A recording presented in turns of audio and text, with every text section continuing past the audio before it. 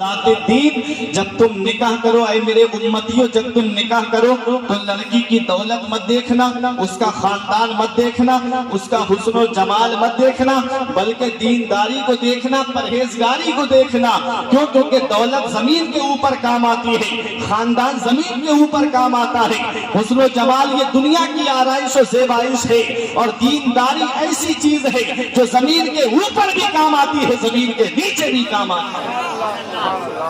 اس لیے جب بھی اپنے بچوں کا نکاح کرو تو دیندار لڑکی کے ساتھ میں کرو، پرہیزگار لڑکی کے ساتھ میں کرو، کیونکہ ہمارا ایمان ہے، ہمارا عقیدہ ہے، دولت دینے والی ذات اللہ کی ہے، پیسہ دینے والی ذات اللہ کی ہے، سرمایہ دینے والی ذات اللہ کی ہے، روپیہ دینے والی ذات اللہ کی ہے۔ ہم نے بڑے سے بڑے امیر کو فقیر ہوتے ہوئے دیکھا ہے، اور غریب سے غریب انسان کو ہم نے بلڈنگوں میں فخر کرتے ہوئے دیکھا ہے۔ اس لیے اس رب کی بارگاہ میں آ کر کے مانگو، بندے کے دینے سے کبھی پورا نہیں ہوتا ہے، میرا رب دیتا ہے تب گھر کا گزارا ہوتا ہے، اللہ دیتا ہے تب گھر کا پورا ہوتا ہے۔ کوئی انسان کسی انسان کو کیا دیتا ہے؟ آدمی صرف وسیلہ ہے، خدا دیتا ہے، اللہ دیتا ہے تب گھر کا گزارا ہوتا ہے، اللہ دیتا ہے تب گھر کے اندر جو ہے خوشحالی آتی ہے۔ میرے آقا حضور صلی اللہ علیہ وسلم کا فرمان ہے النکاح من سنتی فمن رغب عن سنتی فلیس منی۔ آقا ارشاد فرماتے نکاح میری سنت ہے، اور جس نے میری سنت سے اعراض کیا، روح گردانی کی، چہرہ پھیرا، وہ ہم سے نہیں ہے، وہ ہم میں سے نہیں ہے، وہ ہمارے طریقے پہ نہیں ہے۔ میرے آقا حضور صلی اللہ علیہ وسلم کی محبوب سنت ہے نکاح۔ اب تھوڑی سی دیر کے لیے اپنے دل پہ ہاتھ رکھ کے نوجوانوں مجھے بتانا، ہم نبی کی سنت ادا کرنے جا رہے ہیں،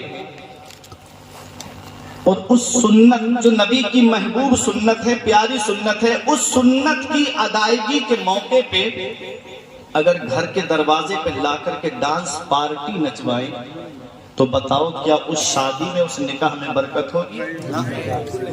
شادی کا کارڈ جب چھپواتے ہو تو بڑا بڑا لکھا ہوا ہوتا ہے شادی مبارک۔ کبھی مبارک کے معنی پہ غور کیا؟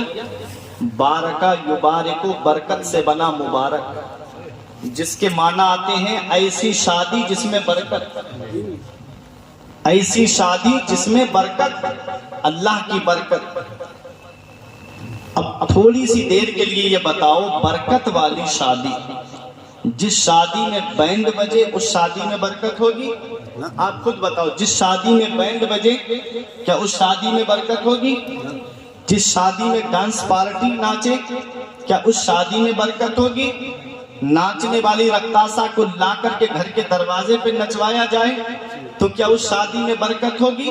یہی وجہ ہے کہ 1-2 مہینہ نہیں گزرتا بہو اپنا چولہا الگ کر لیتی، پھر یہ روتے پھر رہے کہ پتہ نہیں بہو کس سے تعویذ کرا کے لے آئی، پتہ نہیں کون سے مولانا سے لائی ہے، کون سے پیر سے لے کر آئی ہے کہ میرے بیٹے پہ بھی اس نے قبضہ کر لیا۔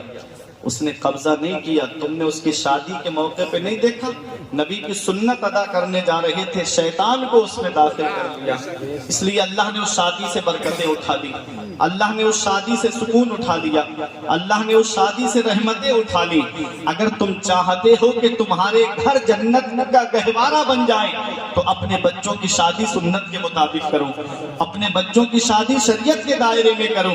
اللہ اکبر، شریعت کے دائرے میں تو شادیاں نہیں ہو رہی ہیں۔ آج مسلمانوں کی شادیاں دیکھو تو ایسا لگتا ہے کہ احساس ہی نہیں ہوتا کہ یہ کسی مسلمان کے یہاں شادی ہے۔ افسوس ہوتا ہے شادی حالوں میں جا کر کے دیکھو، وہ بے پردگی کا ماحول رہتا ہے، ایسی بے پردگی کا ماحول جس کو دیکھ کر کے مردوں کی نظریں جو ہے شرم سے نیچے جھک جائے۔ اللہ اکبر، مسلمانوں کی شادیوں کا یہ حال۔ افسوس ہوتا ہے کہ ہم نبی کی سنت ادا کرنے جا رہے ہیں، سنت کی ادائیگی کے موقع پہ ہم نے نبی کریم صلی اللہ علیہ وسلم کے فرمان پہ عمل نہیں کیا۔ اگر تم چاہتے ہو کہ شادیوں میں برکت ہو تو نبی کے بتائے طریقے پہ چلو، اگر تم چاہتے ہو کہ شادیوں کے اندر اللہ کی رحمتیں نازل ہو تو نبی کے بتائے ہوئے راستے پہ چلو۔ شادی کرو تو ایسی کرو سادگی کے ساتھ جیسے علی کا عقد ہوا فاطمہ کے ساتھ۔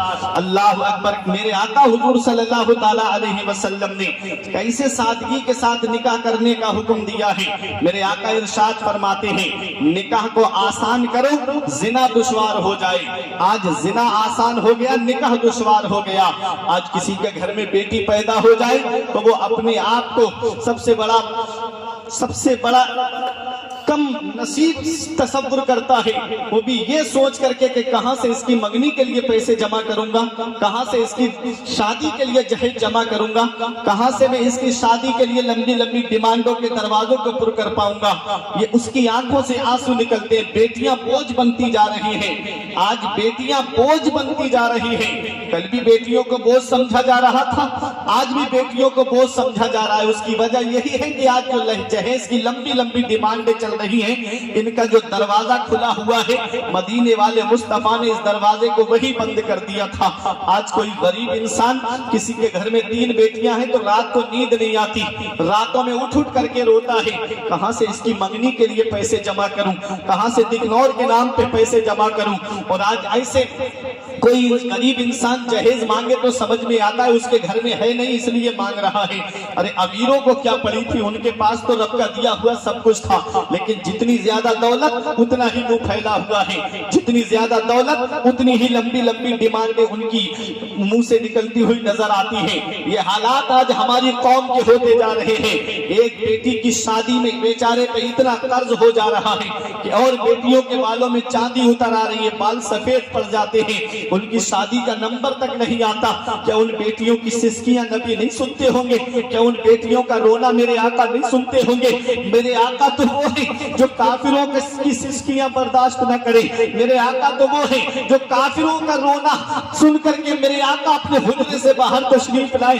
جانتے نہیں ہو جنگ بدر کے موقع پہ جب 70 کافروں کو گرفتار کر کے لایا گیا، کوئی جیل نہیں تھی مسلمانوں کی جس میں ان کو بند کر دیا جاتا، مسجد نبوی کے صحن میں لٹا دیے گئے، اور میرے آقا کے سگے چچا حضرت عباس بھی ان میں شامل تھے۔ اللہ اکبر! جب میرے آقا حضور صلی اللہ علیہ وسلم آرام کے لیے لیٹے تو ان کے بند کس کے بندے ہوئے تھے، بند کس کے بندے ہوئے ہونے کی وجہ سے کراہنے لگے، رونے لگے۔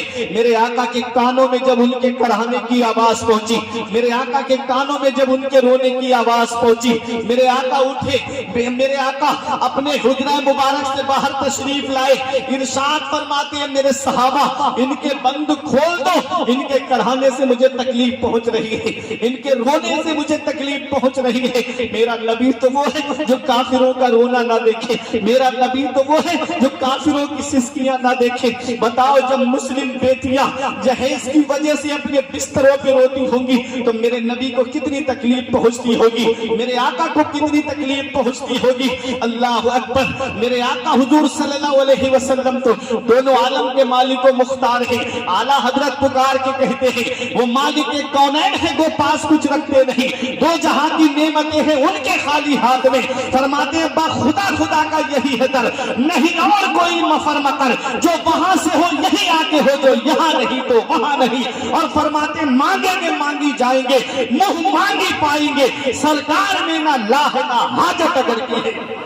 وہ میرے آقا حضور صلی اللہ علیہ وسلم کی ذات ہے۔ میرے آقا تو دونوں عالم کے مالک و مختار ہیں۔ میرے آقا چاہتے تو اپنی بیٹی فاطمہ کا نکاح سب سے بڑے امیر گھرانے میں کر دیتے، سب سے بڑے رئیس گھرانے میں کر دیتے، مکے کے مدینے کے سب سے بڑے قبیلے کے اندر سرداروں کے یہاں میرے آقا اپنی بیٹی فاطمہ کا نکاح فرما دیتے۔ میرے آقا نے اپنی بیٹی فاطمہ کا نکاح کسی رئیس گھرانے میں نہیں کیا، کسی قبیلے کے سردار کے یہاں پر نہیں کیا، بلکہ میرے آقا حضور صلی اللہ علیہ وسلم نے اپنی لاڈلی بیٹی کا نکاح کس کے ساتھ میں کیا ہے؟ ذرا تاریخ اٹھا کے دیکھو۔ مولا کائنات حضرت علی المرتضیٰ رضی اللہ تعالی عنہ کے ساتھ میں میرے آقا نے اپنی لاڈلی بیٹی فاطمہ کا نکاح کیا ہے۔ تاریخ بتاتی ہے صرف ایک جوڑ لباس تھا مولا علی شیر خدا کے پاس میں، اور آپ کے پاس نہ تو رہنے کے لیے مکان تھا۔ اللہ اکبر! مولا علی شیر خدا کے ساتھ میں میرے آقا نے اپنی بیٹی فاطمہ کا نکاح فرمایا۔